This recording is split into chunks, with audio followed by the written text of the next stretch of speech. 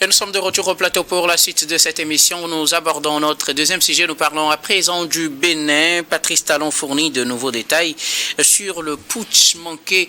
Le président béninois, lors d'une conférence de presse ce jeudi, est revenu sur les détails qu'on n'avait pas forcément et son appréciation du putsch manqué du 7 décembre. Le président béninois a fourni des détails d'abord sur comment cela a été organisé, ou du moins qui était impliqué, qui ne l'était pas. Il répondait aux questions de la presse. Nous allons essayer d'aborder quelques aspects de son intervention et de ses réponses aux questions de confrères au Bénin. Je commence par vous, Dieudonné Sewonou. Pour commencer, Patrice Talon rappelle qu'il ne considère pas cela comme étant un coup d'État parce ceux qui ont commandité cela n'avaient pas eu le soutien même pas d'une frange de l'armée et qu'ils étaient obligés d'enrôler certaines personnes de force. Oui, Guillaume, permettez avant de revenir sur cette question qu'une fois encore, Patrice Talon a forcé l'admiration de plus d'un hier en se présentant devant la presse pour revenir un peu sur les situations ou alors les événements du 7 décembre dernier. Malgré les tensions qui sont palpables dans la sous-région et aussi des révélations plausives et qui planent toujours dans les airs au sujet des commanditaires ou alors des intentions réelles qui accompagnent cette attaque selon Patrice Talon, coup d'État déjoué selon d'autres. Eh bien, Patrice Talon est resté très objectif hier en parlant de cette situation sans toutefois doiter implicitement un voisin de la sous-région ou alors déverser sa bile sur qui que ce soit. Il a été explicite dans la manière de présenter des faits, dans la manière même de présenter ses sentiments, ses chocs après cet incident. Alors pour Patrice Talon, ce n'était pas ce qu'on peut appeler un coup d'État. Et vous et moi, nous sommes d'accord sur le fait que Patrice Talon et le Bénin d'aujourd'hui est marqué dans l'histoire du fait qu'il a été un architecte d'un développement remarquable de ce territoire de l'Afrique de l'Ouest. Et donc, il est très évident à ce que la plupart des Béninois lui portent toujours cette confiance et soient frustrés et se sentent victimes d'une malsaine intention en acceptant ce qu'on peut appeler un coup d'État. Voilà pourquoi il trouve que même au sein de l'armée, il n'y a pas eu un grand maillon qui a épousé cette manière de faire. La preuve, c'est que les détracteurs ou alors les putschistes ont été très rapidement encerclés et maîtrisés. C'est vrai. On n'est pas sans savoir de la force ou alors l'intensité des coups avant la maîtrise et l'intervention des pays de la sous-région. Mais Patrice Talon trouve que s'il y avait des ralliements autour de cette opinion, autour de cette intention de réussir ce coup d'État, même l'intervention des États de l'Afrique de l'Ouest ne pourrait pas le sauver. D'où aujourd'hui, il préfère plutôt parler d'une attaque. Une attaque contre les institutions de la République, une attaque contre l'évolution du Bénin, une attaque contre le développement du Bénin, une attaque contre le bon sens qui est donc là, cultivé aujourd'hui au Bénin. Alors pour lui, il n'est pas question de parler même d'un coup d'État jusqu'à parler d'un coup d'État déjoué. Il a sa philosophie à lui, mais le commun des mortels parle d'un coup d'État déjoué parce qu'on a tenté de prendre le pouvoir par la force en contraignant le chef de l'État de démissionner, ce qui n'a pas réussi. Mais pour l'intéresser lui-même, ce n'était pas ça le coup d'État parce que cela devrait avoir l'adhésion d'une majeure partie de la population.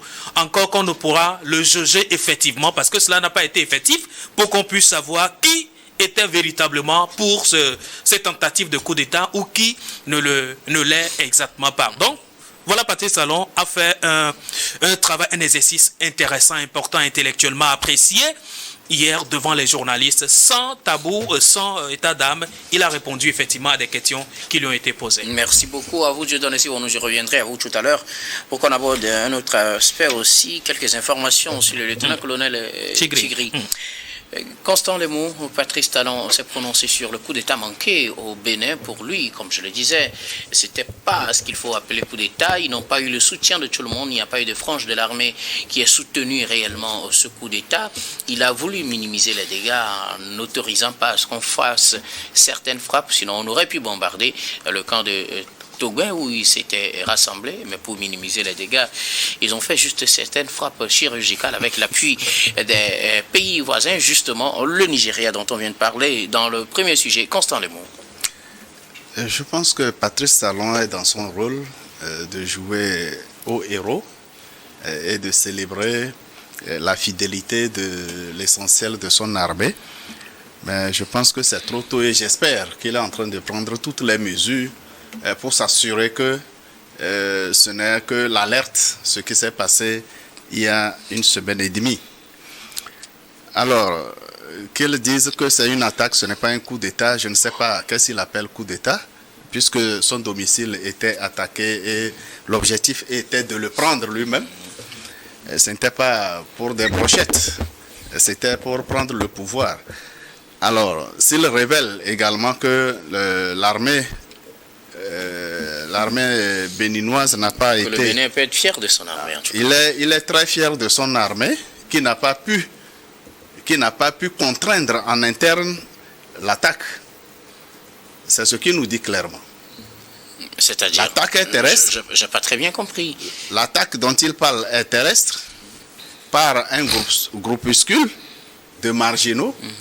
Mais l'ensemble de l'armée béninoise n'a pas pu contenir cette attaque de groupuscule. Il a fallu l'intervention aérienne de pays étrangers, notamment le Nigeria et la France, pour le sauver. C'est ce qu'il nous fait comprendre.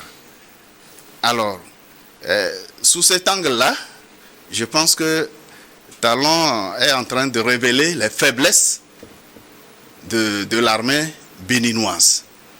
Mais comme je l'ai dit, il n'a pas voulu qu'on bombarde en fait le camp parce qu'on aurait fait beaucoup de victimes. Il a expliqué que les soldats qui ont été enrôlés d'une certaine manière dans ce coup, il y en a qui étaient venus en fait pour une formation assurée par les éléments du lieutenant-colonel Tigri. Donc il y en a qui n'étaient pas normalement partants pour un tel coup. Donc si on bombardait, on aurait fait des victimes innocentes, bien sûr. Je suis parfaitement d'accord. Il s'agit d'une attaque terrestre. Et il y a plusieurs camps au Bénin. Et il y a aussi l'aviation béninoise. D'accord. Donc c'est une intervention étrangère. Il n'y a pas eu une option d'une intervention de l'armée de l'air béninoise. Pour éviter les dégâts. Ou encore, il est en train de nous dire que l'armée de l'air béninoise n'est pas capable de frappe chirurgicale. Il a fallu l'aviation étrangère pour opérer, puisque l'armée de l'air n'était pas emballée dans ce coup d'État. D'accord, les bases militaires n'étaient pas touchées par le coup d'État. Mais les bases militaires béninoises n'étaient pas en mesure d'intervenir et stopper le groupuscule de marginaux qui suivait le lieutenant-colonel Tigri. Il a fallu l'intervention de l'armée nigérienne. Bon, il a dit aussi qu'il y a des gens qui sont venus d'autres camps militaires aussi, vous l'avez suivi, il y a d'autres camps qui ont appuyé, même si ce n'est pas tous les camps du Bénin quand même qui viennent, c'est normal que ce n'est pas tous les camps qui viennent. Celui qui comprend bien français et dans le cadre militaire, c'est que Talon a révélé de graves faiblesses de l'ensemble du système sécuritaire béninois. Tout est à refaire. Tout est à refaire, à moins qu'il nous trompe. S'il dit la vérité, ça veut dire que le système sécuritaire béninois dans son ensemble est défaillant. Alors, et c'est à refaire. Dans tous ces pays où les coups d'État réussissent, ça veut dire qu'on n'a pas une armée D'abord, un coup d'État ne se prépare pas avec l'ensemble de l'armée. C'est toujours un individu, un petit groupe qui réussit l'opération. Et les autres chefs corps se rallient et le coup d'État est alors consommé. Soit les autres corps, les autres camps ne se rallient pas, ça peut dégénérer en un affrontement entre différentes unités. Mais le cas de figure qui s'est présenté au Bénin est tel que Patrice Talon décrit. Si c'est vraiment un groupuscule, des gens qui sont en formation, ça veut dire qu'ils ne sont pas aguerris en matière d'attaque ou de coup d'État. Seul le lieutenant-colonel Pascal Tigri était donc le seul homme averti véritablement. Non, il a des soutiens, des éléments de la garde républicaine qui étaient jusque-là, c'est un seul. Jusque-là, c'est un seul. C'est lui qui a identifié. Jusque-là, c'est un seul camp, mais il y a plusieurs camps militaires qui ne sont pas ralliés, mais n'ont pas été capables de réagir et de contenir l'attaque de Pascal Tigri. Non, mais il avait dit hier qu'ils avaient émis leur souhait d'arriver et c'est l'état-major général qui leur a demandé de rester sur place pour que l'armée aérienne étrangère française de toutes les façons, nous surfons juste sur les propos de Patrice Talon. Non, moi je me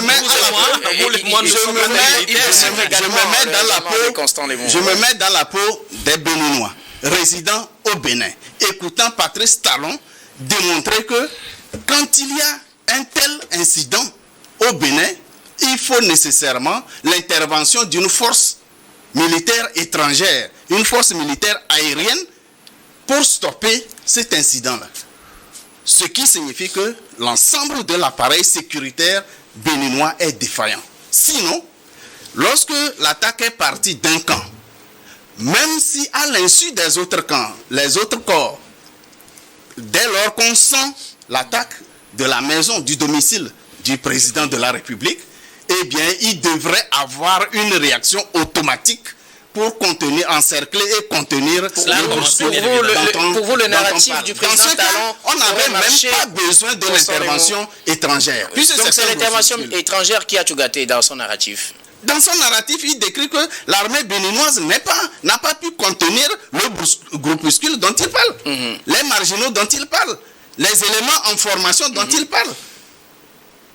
Les camps d'élite, plusieurs camps d'élite au Bénin n'ont pas pu contenir. C'est une défaillance qu'il décrit, en réalité, à mon avis. C'est une défaillance qu'il décrit. Dans ce cas, je pense qu'il a du travail. Merci beaucoup, Guillaume, à l'entame de ce propos, il a pris le temps quand même de féliciter d'abord le professionnalisme de l'armée, de la garde nationale. C'est ça.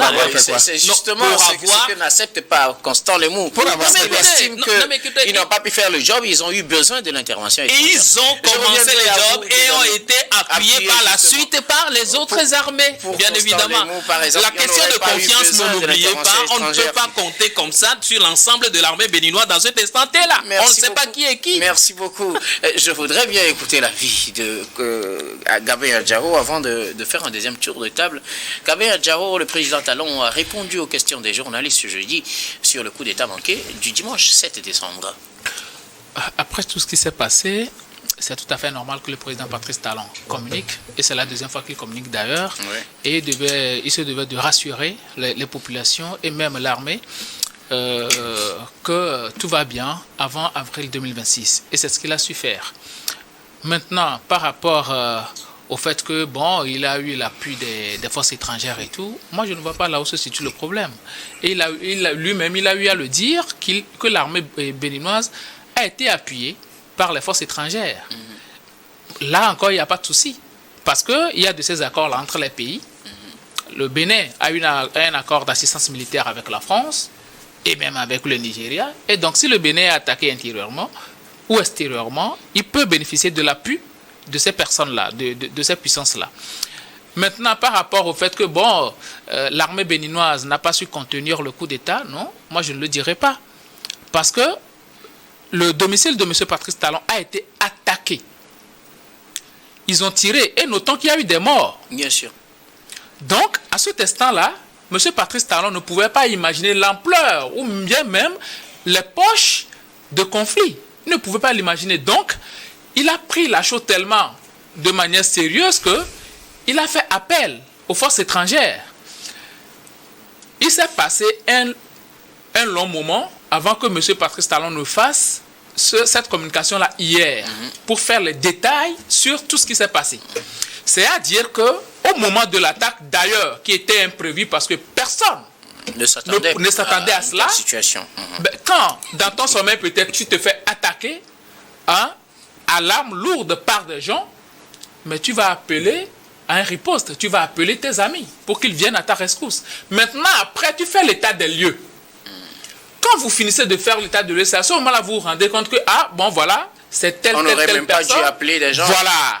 on n'aurait même pas dû appeler telle personne à notre rescousse, puisque si jamais la garde républicaine, dans sa majorité, était complice de ce coup d'État-là, Patrice Talon n'allait jamais s'en sortir. Au grand jamais, il n'allait s'en sortir. Peu importe l'armée qu'on va faire appel, à laquelle on va faire appel, Patrice Talon ne va pas s'en sortir. Et peut-être on serait dans un enlisement de crise aujourd'hui au Bénin. Mais c'est parce que c'est un groupuscule de personnes réellement, des gens qui sont marginaux. Si ces gens-là avaient de réels soutiens, mais ils allaient opposer une résistance assez farouche. Les gens qui étaient venus à la télé, et même à la télé, ces mêmes personnes-là disent que même le technicien là n'était pas avec eux.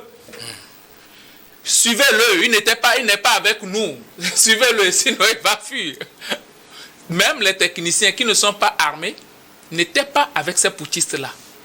Donc aujourd'hui, ce n'est pas la grande armée qui va essayer quand même de marcher avec ces gens à qui le président Patrice Talon a fait confiance, parce que le lieutenant-colonel Tigri, c'est pas n'importe qui quand même. Et donc forcément, il a ses hommes de main.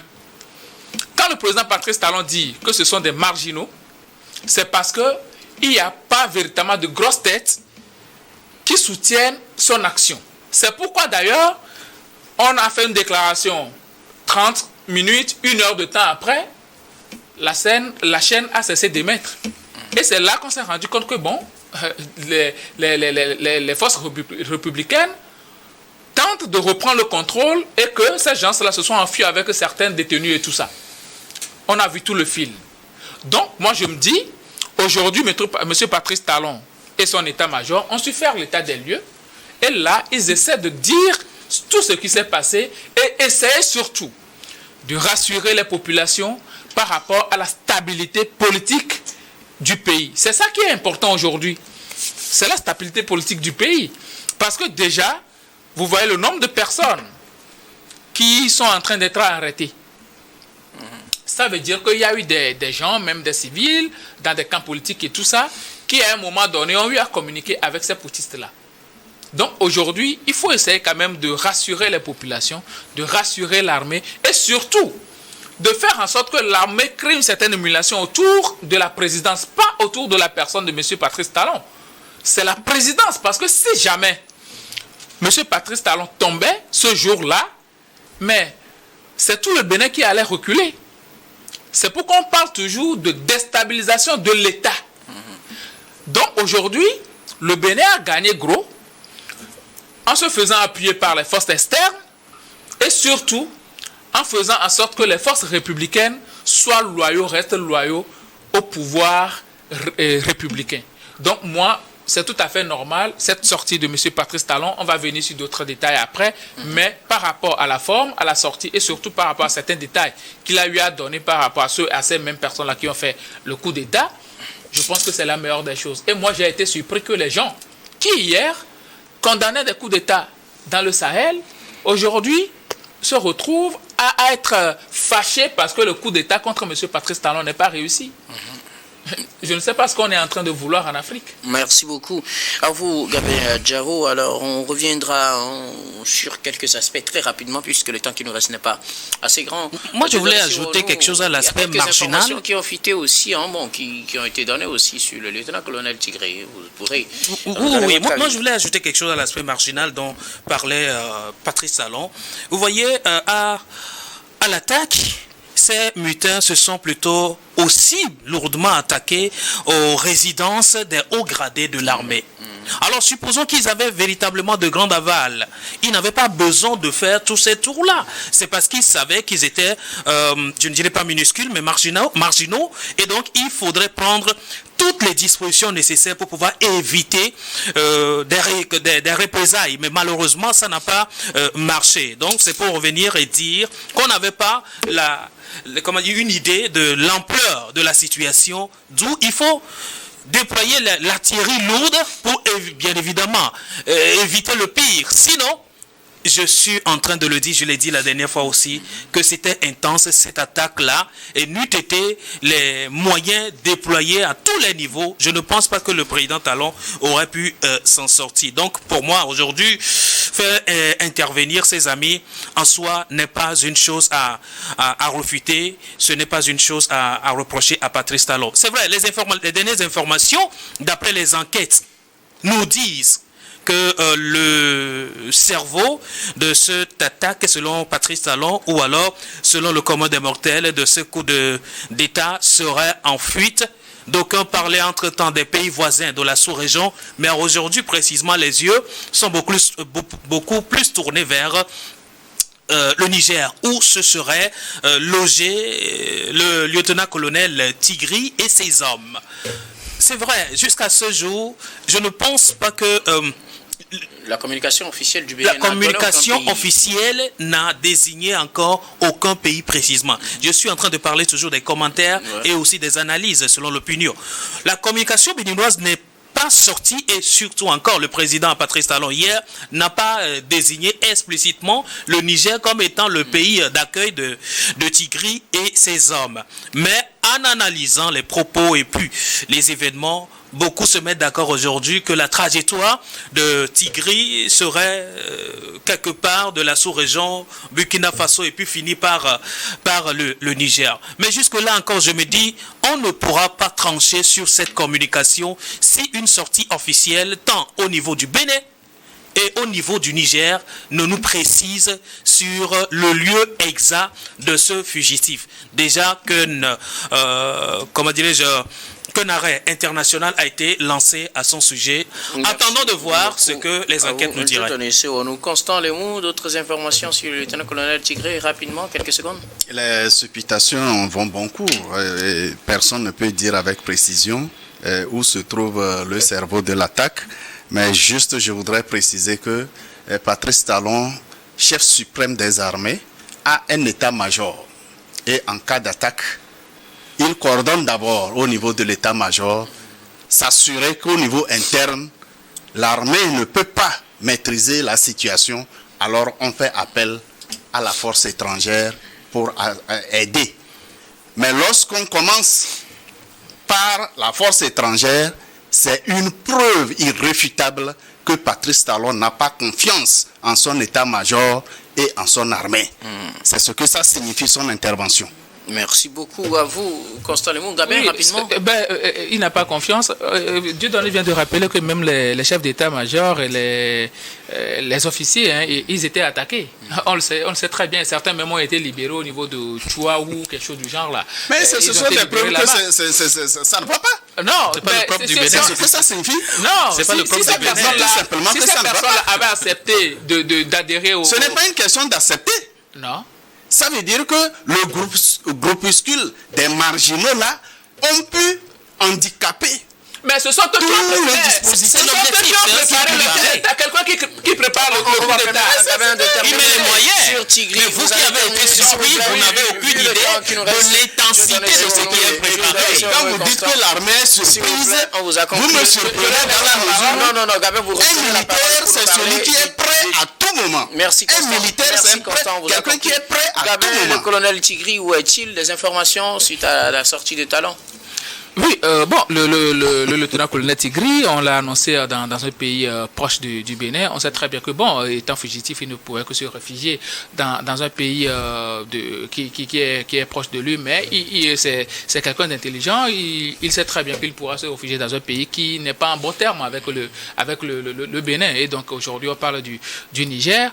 Je pense que le Bénin doit tout faire pour essayer quand même de faire rapatrier ce monsieur-là. Il faut lancer la procédure. D'ailleurs, le président Patrice Talon avait dit qu'un mandat d'arrêt international est lancé contre le lieutenant-colonel Tigri. Peu importe là où il se trouve, le pays doit tout faire pour essayer quand même de rapatrier ce monsieur-là. Et c'est quelqu'un qui allait mettre le Bénin en péril. Donc, je ne pense pas que le Niger gagne quelque chose en gardant ce monsieur-là chez lui. Donc aujourd'hui, je pense qu'il faut tout faire pour le rapatrier. Merci et aussi, à vous, Gabin.